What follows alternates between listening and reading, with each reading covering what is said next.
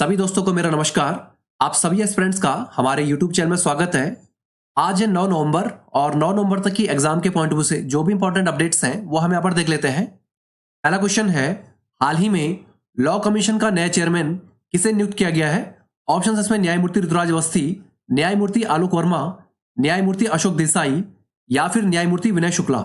इसका correct answer है न्यायमूर्ति ऋतुराज अवस्थी।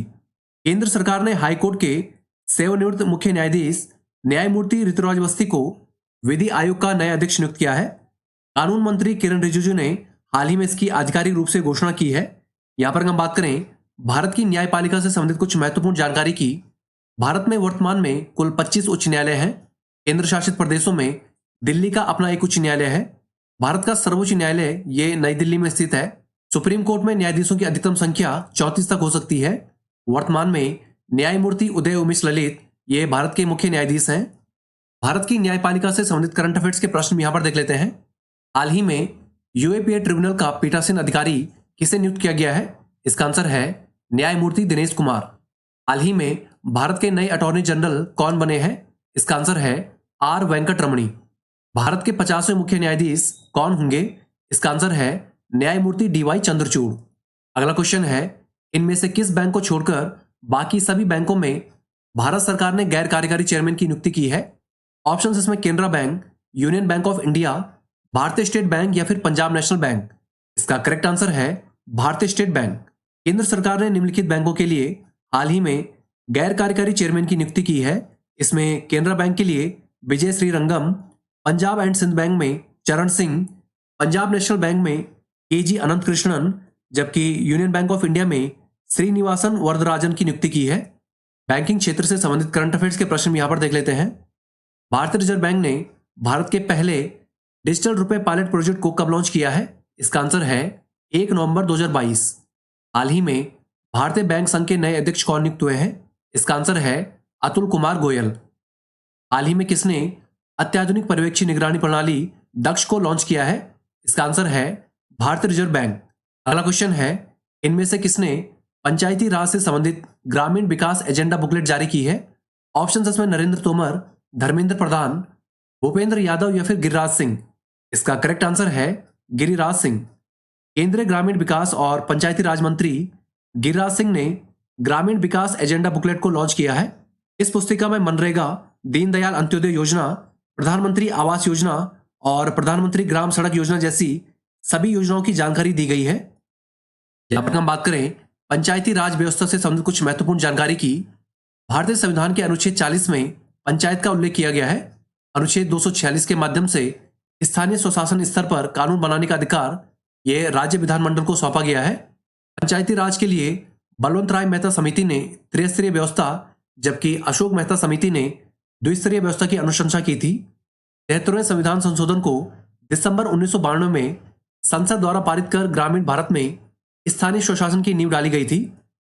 भारत के ग्रामीण क्षेत्रों से संबंधित करंट अफेयर्स के प्रश्न यहां पर देख लेते हैं। इस राज्य को भारत की पहली डिजिटल साक्षर पंचायत मिली है? इसका आंसर है केरल। प्रधानमंत्री नरेंद्र मोदी ने गुजरात के किस गांव को देश का पहला 24x7 सौर ऊर्जा वाला गांव घोषित किया है? इसका आंसर है मोढेरा। राजीव गांधी ग्रामीण ओलंपिक खेलों का आयोजन किस भारतीय राज्य में हुआ है? इसका आंसर है राजस्थान। अगला क्वेश्चन है, इसरो किस देश की अंतरिक्ष एजेंसी के साथ मिलकर चंद्रमा के अंधकार वाले हिस्से के परीक्षण की तैयारी कर रहा है? ऑप्शंस इसमें यूएसए, जापान, रूस या फिर दक्षिण कोरिया। इसका करेक्ट आंसर है जापान। चंद्रमा के स्थायी तौर पर अंधेरे में रहने वाले हिस्से के बारे में जानने के लिए इसरो जापान की अंतरिक्ष एजेंसी के साथ इसके परीक्षण की तैयारी कर रहा है। शुरुआती योजना के तहत इस मिशन के लिए इसरो लूनर और रोवर बनाएगा, जबकि जापानी स्पेस एजेंसी के रॉकेट द्वारा उसे चंद्रमा पर भेजे जाने की योजना है। यहां पर हम बात करें कुछ प्रमुख देशों की अंतरिक्ष एजेंसियों की। इसरो यानी कि इंडियन स्पेस रिसर्च ऑर्गेनाइजेशन ये भारत की अंतरिक्ष एजेंसी है। चीन की अंतरिक्ष एजेंसी का नाम चाइना नेशनल स्पेस एडमिनिस्ट्रेशन है। जापान की अंतरिक्ष एजेंसी जाक्सा है, जाक्सा यानी कि Japan aerospace exploration agency. America की अंतरिक्ष एजेंसी नासा है, नासा यानी कि national aeronautics and space administration. रूस की अंतरिक्ष एजेंसी का नाम रॉसकोस्मोस, इटली की एएसआई, जबकि पाकिस्तान की अंतरिक्ष एजेंसी का नाम सुपार्को है। स्पेस टेक्नोलॉजी से संबंधित करंट अफेयर्स के प्रश्न यहां पर देख लेते हैं। इस अंतरिक्ष एजेंसी ने हाल ही में विश्व के सबसे शक्तिशाली रॉकेट फॉल्कन हैवी को लॉन्च किया है? इसका आंसर है स्पेस एक्स। नासा का ड्रैगन फ्लाई रोटरक्राफ्ट किस ग्रह के प्राकृतिक उपग्रह का अन्वेषण करेगा? इसका आंसर है शनि। भारतीय प्रौद्योगिकी संस्थान मद्रास के शोधकर्ताओं ने किस एजेंसी के साथ मिलकर अंतर्राष्ट्रीय अंतरिक्ष स्टेशन में सूक्ष्म जीवों की परस्पर क्रिया का अध्ययन किया है? इसका आंसर है नासा। अगला क्वेश्चन है, फोर्ब्स द्वारा जारी विश्व की सर्वश्रेष्ठ नियोक्ता सूची 2022 के अनुसार इनमें से कौन भारत की सर्वश्रेष्ठ नियोक्ता कंपनी है? ऑप्शन इसमें रिलायंस इंडस्ट्रीज, टाटा समूह, विप्रो या फिर इन्फोसिस। इसका करेक्ट आंसर है रिलायंस इंडस्ट्रीज। फोर्ब्स की विश्व की सबसे बेहतरीन नियोक्ता रैंकिंग 2022 के अनुसार राजस्व, लाभ और बाजार मूल्य के हिसाब से रिलायंस इंडस्ट्रीज भारत का सबसे अच्छा नियोक्ता और विश्व स्तर पर काम करने के लिए 20वीं सबसे अच्छी कंपनी है। यहां पर अगर बात करें रिलायंस इंडस्ट्रीज से संबंधित कुछ महत्वपूर्ण जानकारी की, रिलायंस इंडस्ट्रीज का पूरे भारत में ऊर्जा, पेट्रोकेमिकल, कपड़ा, प्राकृतिक संसाधन, खुदरा और दूरसंचार के क्षेत्र में कारोबार है। रिलायंस कंपनी का मुख्यालय ये मुंबई, महाराष्ट्र में स्थित है। इस कंपनी की स्थापना वर्ष 1966 में धीरूभाई अंबानी ने की थी। वर्ष 2022 में फॉर्च्यून ग्लोबल 500 लिस्ट द्वारा कंपनी को विश्व के सबसे बड़े कॉर्पोरेशन की सूची में 104वां स्थान प्राप्त हुआ है। हाल ही में जारी विभिन्न सूचियों से संबंधित प्रश्न यहां पर देख लेते हैं। हाल ही में जारी ग्लोबल हंगर इंडेक्स 2022 सूची में भारत का कौन सा स्थान है? इसका आंसर है 107वां। हाल ही में जारी CR असमानता सूची में भारत का कौन सा स्थान है? इसका आंसर है 123वां। टाइम मैगजीन द्वारा हाल ही में जारी 100 उभरते लीडर्स की सूची में एकमात्र भारतीय कौन शामिल है? इसका आंसर है आकाश अंबानी। अगला क्वेश्चन है, हाल ही में किसने मिस नॉर्थ ईस्ट इंडिया 2022 का खिताब जीता है? ऑप्शन इसमें मीरा दुबई, आइरीन डाकर, जैस्मिन सोलुंग या फिर इनमें से कोई नहीं। इसका करेक्ट आंसर है आइरीन डाकर। मेघालय की आइरीन डाकर ने मिस नॉर्थ ईस्ट 2022 का खिताब अपने नाम किया है। मेघालय की आइरीन डाकर को नागालैंड की कोहिमा में फिनाले के दौरान मिस नॉर्थ ईस्ट 2022 का ताज पहनाया गया है। यहां पर हम बात करें भारतीयों द्वारा अब तक जीते गए मिस वर्ल्ड के खिताब की, सबसे पहले वर्ष 1966 में रीता फारे ने मिस वर्ल्ड का खिताब जीता था। इसके बाद वर्ष 1994 में ऐश्वर्या राय ने, वर्ष 1997 में डायना हेडन, वर्ष 1999 में युक्ता मुखी, वर्ष 2000 में प्रियंका चोपड़ा, जबकि वर्ष 2017 में मानुषी छिल्लर ने भारत के लिए मिस वर्ल्ड का खिताब जीता है। अगला क्वेश्चन है, हाल ही में किसने साल 2021 के राष्ट्रीय फ्लोरेंस नाइटिंगेल पुरस्कार प्रदान किए हैं? ऑप्शन में द्रौपदी मुर्मू, मनसुख मंडाविया, जगदीप धनखड़ या फिर डॉक्टर हर्षवर्धन। इसका करेक्ट आंसर है द्रौपदी मुर्मू। राष्ट्रपति द्रौपदी मुर्मू ने राष्ट्रपति भवन में नर्सिंग पेशेवरों को वर्ष 2021 के लिए राष्ट्रीय फ्लोरेंस नाइटिंगेल पुरस्कार प्रदान किए हैं। ये जो पुरस्कार है इनकी शुरुआत वर्ष 1973 में केंद्रीय स्वास्थ्य और परिवार कल्याण मंत्रालय ने की थी। यहां पर हम बात करें भारतीय राष्ट्रपति से संबंधित कुछ महत्वपूर्ण जानकारी की, अनुच्छेद 52 में राष्ट्रपति पद का प्रावधान किया गया है। भारत का राष्ट्रपति बनने के लिए न्यूनतम आयु 35 वर्ष होनी चाहिए। अनुच्छेद 61 के अनुसार राष्ट्रपति पर महाभियोग लगाया जा सकता है। भारत के राष्ट्रपति नई दिल्ली स्थित राष्ट्रपति भवन में रहते हैं, जिसे रायसीना हिल के नाम से जाना जाता है। भारतीय राष्ट्रपति से संबंधित करंट अफेयर्स के प्रश्न यहां पर देख लेते हैं। उत्तर प्रदेश के ग्रेटर नोएडा में 7वें भारतीय जल सप्ताह का उद्घाटन किसने किया है? इसका आंसर है राष्ट्रपति द्रौपदी मुर्मू। राष्ट्रपति द्रौपदी मुर्मू ने परम कामरूप नाम से एक सुपर कंप्यूटर का उद्घाटन कहां पर किया है? इसका आंसर है IIT गुवाहाटी। हाल ही में राष्ट्रपति द्रौपदी मुर्मू ब्रिटेन की किस दिवंगत महारानी के अंतिम शाही संस्कार में शामिल हुई हैं? इसका आंसर है महारानी एलिजाबेथ द्वितीय। अगला क्वेश्चन है, इनमें से किस स्थान पर भारत का पहला डबल डेकर एक्सप्रेसवे तैयार किया जा रहा है? ऑप्शन इसमें मुंबई, बेंगलुरु, नोएडा या फिर जयपुर। इसका करेक्ट आंसर है नोएडा। नोएडा ग्रेटर नोएडा एक्सप्रेसवे पर लगभग 2000 करोड़ रुपए की लागत से एक नया एलिवेटेड एक्सप्रेसवे बनाया जा रहा है। यह देश का पहला डबल डेकर एक्सप्रेसवे होगा। लगभग 20 किलोमीटर लंबा यह एलिवेटेड एक्सप्रेसवे 6 लेन का बनाया जा रहा है। यहां पर हम बात करें हाल ही में स्थापित भारत के प्रमुख प्रोजेक्ट से संबंधित प्रश्नों की, भारत का पहला केबल सह निलंबन पुल यह किस नदी के ऊपर बनाया जाएगा? इसका आंसर है कृष्णा नदी। भारत का पहला निजी रॉकेट इंजन कारखाना यह कहां पर खोला गया है? इसका आंसर है चेन्नई। भारत का पहला हाइब्रिड सोलर प्लांट यह कहां पर स्थापित किया जाएगा? इसका आंसर है जैसलमेर, राजस्थान। भारत का पहला अंतरिक्ष मिशन गगनयान यह कब लॉन्च किया जाएगा? इसका आंसर है वर्ष 2023। अगला क्वेश्चन है, हाल ही में 15वां अर्बन मोबिलिटी भारतीय सम्मेलन यह कहां पर आयोजित हुआ है?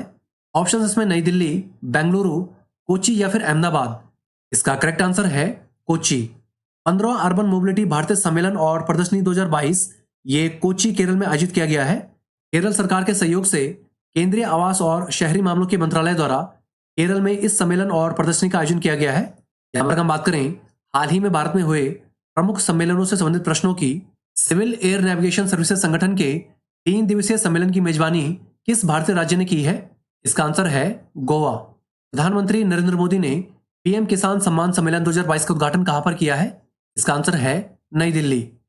इंटरपोल की 9वीं जनरल असेंबली ये हाल ही में कहां पर आयोजित हुई है? इसका आंसर है नई दिल्ली। अब यहां पर हम बात करें महत्वपूर्ण दिवस की। आज है 9 नवंबर और 9 नवंबर को राष्ट्रीय विधिक सेवा दिवस के रूप में मनाया जाता है। प्रत्येक वर्ष भारत में 9 नवंबर को देश के सभी नागरिकों के लिए उचित और निष्पक्ष न्याय सुनिश्चित करने के लिए राष्ट्रीय विधिक सेवा दिवस के रूप में मनाया जाता है। इसके अलावा 9 नवंबर को उत्तराखंड स्थापना दिवस के रूप में मनाया जाता है। यहां पर हम बात करें अंतिम 5 महत्वपूर्ण दिवस की। 8 नवंबर को विश्व रेडियोग्राफी दिवस के रूप में मनाया जाता है। इसके अलावा 7 नवंबर को राष्ट्रीय कैंसर जागरूकता दिवस और शिशु संरक्षण दिवस। 5 नवंबर को विश्व सुनामी जागरूकता दिवस। 2 नवंबर को ऑल सोल्स डे और 1 नवंबर को विश्व शाकाहारी दिवस के रूप में मनाया जाता है। अब पिछले क्वेश्चनों का रिवीजन के साथ साथ कुछ इंपॉर्टेंट वन लाइनर्स भी यहां पर देख लेते हैं। किशोर रेड्डी ये साल 2022-23 के लिए श्रीलंका भारत सोसाइटी के अध्यक्ष चुने गए हैं। केंद्र सरकार ने न्यायमूर्ति ऋतुराज अवस्थी को लॉ कमीशन का नया चेयरमैन नियुक्त किया है। सूर्य कुमार यादव 1 वर्ष में 1000 T20 अंतर्राष्ट्रीय रन बनाने वाले पहले भारतीय खिलाड़ी बने हैं। केंद्र सरकार ने हाल ही में Punjab National Bank, Union Bank of India, Punjab and Sind Bank तथा केनरा बैंक में गैर कार्यकारी चेयरमैन की नियुक्ति की है। रूस अक्टूबर माह में भारत का सबसे बड़ा तेल आपूर्तिकर्ता देश बना है। केंद्रीय मंत्री गिरिराज सिंह ने पंचायती राज से संबंधित ग्रामीण विकास एजेंडा बुकलेट जारी की है। भारत ने लंदन में आयोजित अंतर्राष्ट्रीय प्रदर्शनी वर्ल्ड ट्रैवल मार्केट 2022 में भाग लिया है। भारतीय अंतरिक्ष एजेंसी इसरो जापान के साथ मिलकर चंद्रमा के अंधकार वाले हिस्से के परीक्षण की तैयारी कर रहा है। आइरीन डाकर ने हाल ही में मिस नॉर्थ ईस्ट इंडिया 2022 का खिताब जीता है। राष्ट्रपति द्रौपदी मुर्मू ने साल 2021 के राष्ट्रीय फ्लोरेंस नाइटिंगेल पुरस्कार प्रदान किए हैं। के जैन हाल ही में दक्षिण सेंट्रल रेलवे के जनरल मैनेजर नियुक्त हुए हैं। उत्तर प्रदेश के नोएडा में भारत का पहला डबल डेकर एक्सप्रेसवे तैयार किया जा रहा है। केंद्रीय कौशल विकास राज्य मंत्री राजीव चंद्रशेखर ने दुबई में मोदी @20 पुस्तक का विमोचन किया है। हाल ही में 15वां अर्बन मोबिलिटी भारतीय सम्मेलन ये कोची केरल में आयोजित हुआ है। उत्तर प्रदेश सरकार ने मथुरा वृंदावन को साल 2041 तक कार्बन न्यूट्रल पर्यटन क्षेत्र के रूप में विकसित करने का लक्ष्य रखा है। फोर्ब्स द्वारा जारी विश्व के सर्वश्रेष्ठ नियोक्ता सूची 2022 के अनुसार रिलायंस इंडस्ट्रीज ये भारत की सर्वश्रेष्ठ नियोक्ता कंपनी है। तो दोस्तों आज के लिए इतना ही। चैनल के साथ जुड़े रहें, चैनल को लाइक सब्सक्राइब करें और अपने दोस्तों के साथ शेयर भी करें। Thank you all, best of luck. मिलते हैं आपको अगली वीडियो के साथ।